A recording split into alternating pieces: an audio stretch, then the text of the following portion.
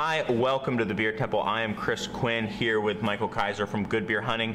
We are talking about our recent trip to the Shelton Brothers Festival in Southern California. And the next guy that we interviewed is actually, I think, the first two-time guest on the show, Chase Healey from Prairie Artisan Ales. Yeah. We had an event here at the store with him a little over a year ago and sat down and did a live podcast and a live sabering. Which we replicated. I got a beautiful shot of it. You have to see it on Instagram. He totally took the photo. I'll let you take credit for it. Yeah, that's fine. So it was just fun to kind of catch up with Chase for me. I had met him originally last year at the festival. That's how I had met him. So it was fun to see him again and see the progress he had made, kind of check in with him and see what was going on. Just kind of seeing now, we're starting to see through these interviews the different parts of the country doing this kind of rustic, traditional artisan saison, ale, wild, stuff like that. We had, Jolly Pumpkin, and then we went all the way down south to Jester King. Then we went and we're talking to Brasserie Dunham in Quebec. Yeah, we're kind of all over the place. And now we're going to Oklahoma. Yeah. And reiterating what Ron Jeffrey said about needing somebody, a partner like Shelton Brothers, to make your beer, to make your brewery survivable. Yeah, because that's the theme I've seen with a lot of these folks that are sort of part of this subculture of the farmhouse, for lack of a better term, or the wild ales and things like that. Is that they don't think about opening a brewery the same way somebody who's making stouts and porters and IPAs do. Yeah. Who usually think of like, where's the density? Where can I go and like have a market? These guys tend to think, where do I want to live and work for the rest of my life? And then can somebody like Shelton help my beer get to where it needs to be? Yeah. Because I think it struck me when we were talking to Prairie, is that he really, Chad really wanted to live where his brewery is. Like, that's why Chase. it's there. Chad is Crooked Dave. I know you're talking about. Yeah. Chase really wanted to live and work there, and that's why the brewery's there, and that's the only reason it's really there. It's his home. And I think we see that with the rest of the guys. Sean Hill literally lives on his family's farmstead. Yeah. That's an inclination that not a lot of brewers have. Yeah. Most of them are looking for a cheap industrial space on the edge of an urban environment where they know they're going to have a market. Exactly, and just easy access to their distribution channels. And yeah, just fun to hit kind of some of these same topics with somebody coming at it from a slightly different perspective, talking about the terroir of Oklahoma and, setting up kind of a big, almost beer garden and place for people to come and visit and experience Oklahoma beer, and it sounded like something that he was taking a lot of pride in. Yeah. So he's also having some fun. My favorite part of this is when he talks about the pickup truck with the wild ale in the back of it, which we'll get to in the interview. Yeah, absolutely. Yeah, I mean, taking some of those. He's just having fun with it, which is important. Those kind of like country boy mentality and putting it into artisan ales. Yeah, if it's got wheels on it, let's drive it around, see what happens. Exactly. Let's put some beer in it, see what happens. Anyway, guys, this is Chase Healey, the owner and head brewer for Prairie Artisan Ales. Thanks for watching. Cheers. My name is Chase Healey. I'm the founder and owner of Prairie Artisan Ales, along with my little brother in Tulsa, Oklahoma. We're a brewery focused on rustic farmhouse style beers. And you're also the first repeat guest, I think, of my show and in my head. Wow. Yeah, so I guess a good place to start would be, what's new? What's new since we last saw you? So that was at least a year ago. The biggest thing for us is we've purchased 17 acres out in the countryside where we are brewing a true-to-life farmhouse brewery, more so than just the styles we brew. We own a tractor that we use, so we don't need to put it on any of our packaging because we got the real deal. That's awesome. It's just us pursuing something that makes us really happy. So I don't think that the beers, I think they will be better, but more than anything, it's putting us in a place, I think, to create something special for ourselves and for anyone that wants to come visit us.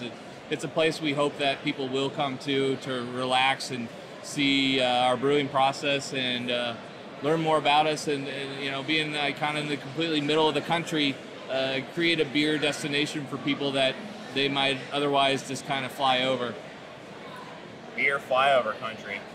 So what are you envisioning this?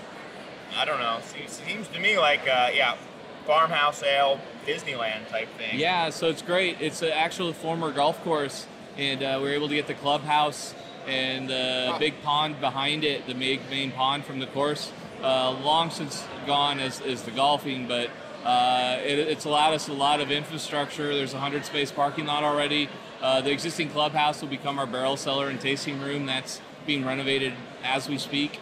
And then we'll be building a new barn-style building that'll house our brew house and storage and things like that. So people can walk the trails, fish in the pond. You know, we'll have a light food element out there, but mostly, obviously, we'll be focused on the beer we're making. What about all those pissed off rich old men who can't golf anymore? I mean, are they I've up in given a arms? few of them permission to come out and hunt and fish on the land, and told them it's not a problem unless they make it a problem. You know, so we got old guys that come out there early in the morning and get on the pond, but no one's too bad. They said people are wishing that we'll make it a better brewery than it ever was a golf course. So I think we will. Cool. So much of the sort of farmhouse artisanal kind of vein of American brewing, it seems that all those breweries kind of have a similar sort of, they're all very, very different from each other, but they all have kind of a similar architecture to me, it seems like, or at least it's emerging that way, where they have this one like really amazing destination that people flock to whenever they travel. It becomes like a thing you go way out of your way to go see. But then the beer itself goes far and wide into small little pockets all around the country and sometimes all around the world. Mm-hmm. What is it about? Is there something about these styles of beers, or is it this approach to brewing, or is it a culture and a network that you're a part of? That, like, why do you think that's kind of shaking out that way? That becomes a common kind of pattern? I mean, I think all those things you said are really accurate, and it's this little world of we all know each other kind of thing now that's occurred. And for us, the style of beer, and as I became to get more into it, just as a more typical commercial brewer, was the fact of where we live, it's hot, and I still want to make complex beers, and that's what that style allows. We don't have refrigeration in stores and things like that, so developing styles of beer that could handle the abuse was a benefit to and a solution to a problem within our state and its liquor laws. So that's where, you know, the inspiration came to me to start doing it, and then just understanding the traditional styles and just getting more wild about it. It's just, you just get fully wrapped up in it. And you know, for us, it's not just, we don't just pick a farmhouse yeast and make farmhouse ales. I've even thought a lot lately about the fact of using American style yeast and utilizing them in a way with, you know, either cellaring techniques or things to make them unusual and funky without having to bring in things that are maybe from a brewery in another country. To me, that's not very farmhouse. And there's flavors people expect, but I think it's something like reusing yeast, right, or cultured yeast that actually came from a brewery like a Terrier or something like that. Yeah. If we're truly a farmhouse brewery in the United States, then we should be using an available American yeast strain, I think, and you know, going from there with, you know, aging in barrels and things to create our own thing. Because it's funny, you try a lot of true farmhouse beers from France and Belgium, and they're not necessarily so funky. There's a few exceptions, but to me, most of them are relatively clean. So we'll never get away from the styles that we do that, you know, are in respect to those beers. But I think a path that we'll explore is American farmhouse beer and what that can mean from a standpoint of using the resources around us versus picking and choosing worldly ingredients. That's a great point, because I know just from the little bit of homebrew that I've done and just talking to people, and even at the production level, at the professional level, you know, we get so kind of tunnel vision in America that now, okay, I'm making a Saison. Am I going to use the DuPont yeast or the Gruyere yeast? Because, like, that's what a Saison is. And obviously, you know, historically, that's not the case at all. It was about your farm. Yeah, it was the whole process. Yeah. So really interesting to kind of get back to what it was, and not just trying to emulate one of two beers, more or less. Yeah. So I don't know how successful that will necessarily be. We have a bottle release that we're about to do. And another restriction for us is if we want to sell beer directly, it has to be 4% or lower. But we have coming up a bottle release of really a pale ale that I've been aging in oak that's 4%. And, you know, we are inoculating and housing Brett cultures and things in those barrels. But to me, that's a truer form of American farmhouse than, you know, your typical recipe might be. So excited to, you know, start introducing those types of things, and we'll still do it all. I mean, hell, we make a spiced imperial stout, so we're not the most traditional in a sense ourselves, and I'm okay with that. We have Prairie Standard that's dry hopped from hops from New Zealand, so we're certainly not closed-minded to using good ingredients, but being more authentic is something I think as we grow and move to this place is something we'll focus on. It's interesting, we were talking to Ron Jeffries just a little bit ago, and he was mentioning how when he was starting up, how someone like Shelton Brothers, who are at, you know, their festival right now, was so vital to him.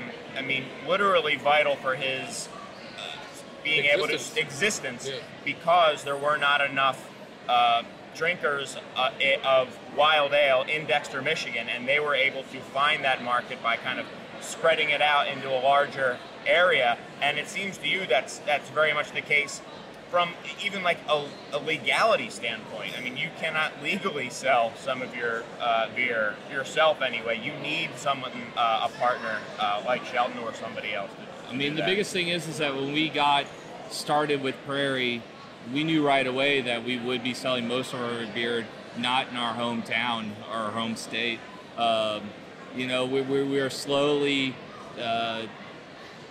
getting people comfortable and excited about our beers in our home state. We've always had good support, but the bottom line is we're selling 70% or more of all of our beer to other markets, and it was necessary to get off the ground and get our beer more so to places with excited beer cultures that were educated about these styles of beer, because we'd be spinning our wheels maybe a little bit if we hadn't done that. So using Shelton the way we have and other distributors has allowed excitement for our brand to kind of come quickly, and has allowed us to then be able to spend the time in our local market and get people really excited. You know, I said we're doing a bottle release next week, and I don't doubt that we'll sell every bottle and people will be buying it by the case. We certainly see it. How do people in your home market get a hold of some of those bigger beers? You know, I mean, the bottom line is that we can sell anything. It's just we have to go through wholesalers and stuff like that. So gotcha. It's not that's all a direct sales problem. Yeah, you know, which is, and people don't really understand that for us. Is like in a faraway market, our beer can get expensive, but then they've got no problem going to their local brewery and buying $25 bottle releases. And it's like I can make a similar beer and need to wholesale it for $5 or $6 at the most to get it still really expensive somewhere else. So it's an interesting game that we play, and one that I think a lot of consumers don't really understand and don't need to. But we're certainly not trying to get rich off of anyone with the products we make. I think it's weird for people when they see a beer that they're used to paying $10 a six-pack for, like double that somewhere else, like in New York City or something when they're traveling. Well, and people in those types of areas are more comfortable with higher prices and aren't quite as sensitive. Well, if you're from there, that's the only way you can get it. You don't. That's how it goes. Yeah, there's not really a complaint. But the pricing model being so extreme in different markets because of you're going through an extra piece of the value chain. You're involving an importer and a distributor at that point, and everybody has to make some money off of it, or it doesn't make sense. No, and why would they do it? So the end consumer ends up paying a much higher price, but in the end, it's the only way they can get it. In this case, because of the way the laws are structured. Right. Well, the bottle might have gotten lost against the camo background, but I see you brought something. Oh yeah, with you. this What is do you got? Cool Ship Truck. It's a awesome. collaboration we did with Evil Twin. My opener sucks. Yeah, There we go. I remember. Oh, Yeah. I'll let it spill all over me. Save your gear. sacrifice. This is a beer we did last year. 100% spontaneously fermented sour ale. We had no idea if it was going to work, so this beer was never really quite sold other than like 20 cases during GABF and a little to Yeppa's Bar in New York City. But we literally boiled a batch all evening during our holiday party last year, and then I had a 300-gallon, cheers. Yeah, cheers, man. 300-gallon tank that was in the back of my pickup truck that we rack the beer in and allow it to inoculate and cool overnight. And this was the end result. And the success in it lies more in the fact that it's something we can do. And we've taken this culture and started to get it into more beers. And this beer is incredibly young and not perfect by any means, but we feel like it's going in such a great direction that we're willing to take the risk of getting a lot of batches going and investing more in true wild ales and in beers that reflect the things that are living in our little world. Are you gonna, bust out the truck again, or are you gonna have a stationary? You've got all this land now. We got a stationary 30-barrel cool ship that will arrive next week to our brewery, and so all winter we'll be filling it and letting stuff sit overnight. And I don't think people realize about this style or this kind of beer making is the amount of risk that you guys have to tolerate compared to somebody that's a more conventional production environment. How do you prepare for some of that? Right? You just said you're investing a lot of money in a beer that right now you only feel like is directionally interesting. You're not sure if it's going to end up there or not. I really think this one will get there, at least in the next bit. I'll be happy to open one of these any day. But the biggest thing that we're able to do is we brew beer in two different brew houses, and so we can keep really good separation from our other products. And to me, I don't know, we've just always had this idea of kind of going for it. So we've been lucky with the results we've gotten in a lot of things we've done, and I feel like we wouldn't be where we are doing what we're doing if we weren't willing to just accept and take those risks head on, and knowing that its failure is a possibility. I don't know. As I've become an older person, I've learned that taking risks can I'm not so scared to do it. I don't know. In anything, I suppose, in life, if we want to get a little deeper, but we just go for it, and things seem to find a way to work out. And you're not the first person to say that either. I think Ron Extract was mentioning that it's almost something that they